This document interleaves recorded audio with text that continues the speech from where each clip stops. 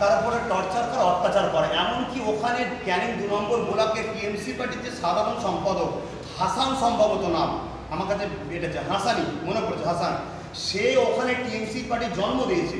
সে বলছে সিপিএমের অত্যাচারে আমরা টিএমসিকে জন্ম দিলাম, অথচ এই শওকত মোল্লা সিপিএমের হারমাত ছিল, রাজ্জাক সিপিএমের হারমাত ছিল। আজকে আমরাই ঘর ছাড়া কেন? দেখা যাচ্ছে তারাই আবার টিএমসি সব কিছু নেতামন্ত্রী। তাহলে আজকে আমরা সিপিএম সরকারের যে সময় জীবনতলাতে দিদি প্রোগ্রাম করতে গিয়েছিল, এই শওকত মোল্লাই কিন্তু দিদিকে অত্যাচার অ্যাটাক করার পিছনে এর একটা শওকত মোল্লা রাজ্জাকের বিরাট ভূমিকা ছিল। তা আজকে সেই লোকটাকেই দিদি আবার বসালো কি বাংলাতে এমএলএ, মন্ত্রী করছে, তাকে পদ দিচ্ছে। তাহলে শুধুমাত্র এলাকায় পার্টির নামটা চেঞ্জ হয়েছে, ম্যান চেঞ্জ হয়নি। আপনারা অনুরোধ করছি মিডিয়া বন্ধুদের, ওই স্থানীয় এলাকার থানাতে যান, যে খবর নেন ওর সম্বন্ধে কত রিপোর্ট আছে, ও কীভাবে অত্যাচার করে।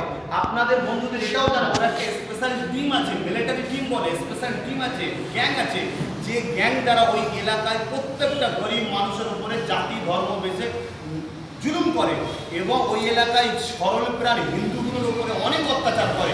এই অত্যাচারিত হওয়ার জন্য হিন্দুগুলো বাঁচার স্বার্থে লাস্টে বাধ্য হয়ে তারা আরএসএসের মতো সংগঠন করতে শুরু করে দিয়েছে। কী করবে? নিরুপায়। এইভাবে আজকে আমার ভারতবর্ষের বাংলার কালচারকে নষ্ট করছে।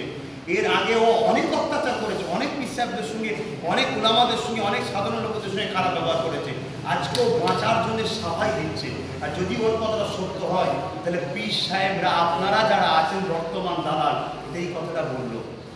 বাংলার মানুষের কাছে আমি এই প্রস্তাব রাখছি, আপনারা বিচার করুন। আপনাদের কাছে তুললাম। আরেকটু কথা আপনাদের বলি, আমার ইসলাম শিখিয়েছে কোনো মুনাফেক যদি একটা মোমেনকে অ্যাটাক করে, তখন তোমার উচিত মুনাফেকের হাত থেকে মোমেনকে বাঁচানো। শওকত মোল্লা একটা মুনাফেক মুসলমান, ও প্রকৃত মোমেন মুসলমান নয়, ও শুধু মুসলমান সেজে আছে আমার জাতকে ধোঁকা দিবার জন্য।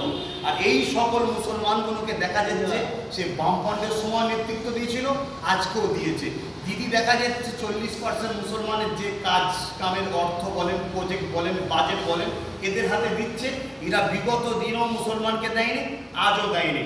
আমি দিদির কাছে অনুরোধ করব, পার্টির অবস্থা খারাপ হচ্ছে।